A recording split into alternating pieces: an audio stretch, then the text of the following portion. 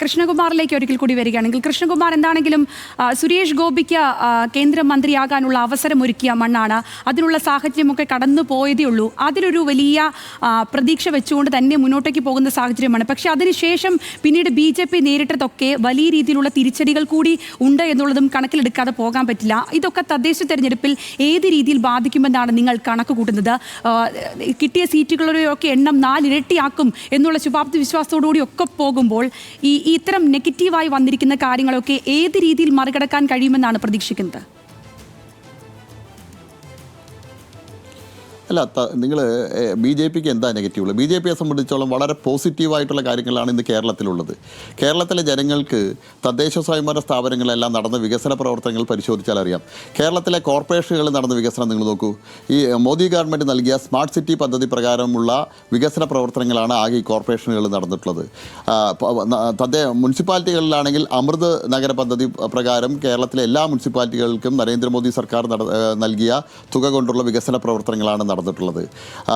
സാധാരണക്കാരായ ആളുകളുടെ വീടിൽ കുടിവെള്ളം എത്തിക്കാനുള്ള പദ്ധതി 45,000 കോടി രൂപയോളമാണ് കേരളത്തിലെ എല്ലാ വീടുകളിലും ശുദ്ധമായിട്ടുള്ള കുടിവെള്ളം എത്തിക്കാനുള്ള പദ്ധതിക്കായിട്ട് കേന്ദ്ര ഗവൺമെൻറ് അനുവദിച്ചിട്ടുള്ളത്.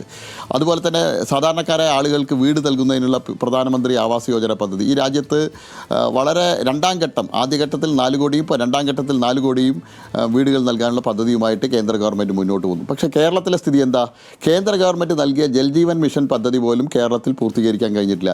ഈ രാജ്യത്തെ ഏറ്റവും കുറവ് വീടുകളിൽ കണക്ഷൻ ശുദ്ധമായ കുടിവെള്ളം എത്തിച്ച സംസ്ഥാനം കേരളമാണ്. ഈ പിണറായി സർക്കാർ അധികാരത്തിൽ വരുന്ന സമയത്ത് പറഞ്ഞത് 5 വർഷം കൊണ്ട് ഈ സംസ്ഥാനത്തെ മുഴുവൻ ആളുകൾക്കും, വീടില്ലാത്ത മുഴുവൻ ആളുകൾക്കും വീട് കൊടുക്കുമെന്ന് പറഞ്ഞു. 10 വർഷം തികയാൻ പോവുക.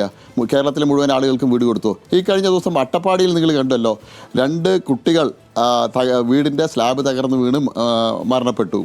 1000-ഓളം വീടുകളാണ് അട്ടപ്പാടിയിൽ കഴിഞ്ഞ 9 വർഷക്കാലമായിട്ട് പാതി വഴിയിൽ പണി പൂർത്തീകരിച്ച് നിൽക്കുന്നത്. ലൈഫ് പദ്ധതിയുടെ പേരിൽ ആരംഭിച്ച ഫ്ലാറ്റുകളുടെ നിർമ്മാണം പാതി വഴിയിൽ നിൽക്കുന്നു. അങ്ങനെ കേരളത്തിൽ സാധാരണക്കാരായ ആളുകൾക്ക് ലഭിക്കേണ്ട ആനുകൂല്യം പോലും കൃത്യമായിട്ട് ലഭിക്കാത്ത സാഹചര്യമാണ്. കേന്ദ്ര ഗവൺമെൻറ് നൽകുന്ന പദ്ധതികൾ കൃത്യമായിട്ട് നടപ്പാക്കാത്ത സംസ്ഥാനമായിട്ട് കേരളം മാറുന്നു. സ്വച്ഛ് ഭാരത് മിഷൻ, തദ്ദേശ സ്വയംഭരണ സ്ഥാപനങ്ങളെ സംബന്ധിച്ചോളം അവരുടെ പ്രാഥമികമായിട്ടുള്ള ഉത്തരവാദിത്വം മാലിന്യ സംസ്കരണമാണ്. കേരളത്തിൽ മാതൃകാപരമായിട്ട് പ്രവർത്തിക്കുന്ന ഒരു മാലിന്യ സംസ്കരണ കേന്ദ്രം ഈ കേരളത്തിലെ എല്ലാ മുനിസിപ്പാലിറ്റികൾക്കും കോർപ്പറേഷനുകൾക്കും അതുപോലെ തന്നെ പഞ്ചായത്തുകൾക്കും മാതൃകയായിട്ടുള്ള ഒരു മാലിന്യ സംസ്കരണ കേന്ദ്രം, സംസ്കരണ സംവിധാനം ഈ ഗവൺമെൻറ്റിന് കാണിച്ചു കൊടുക്കാൻ കഴിയുമോ? കഴിഞ്ഞ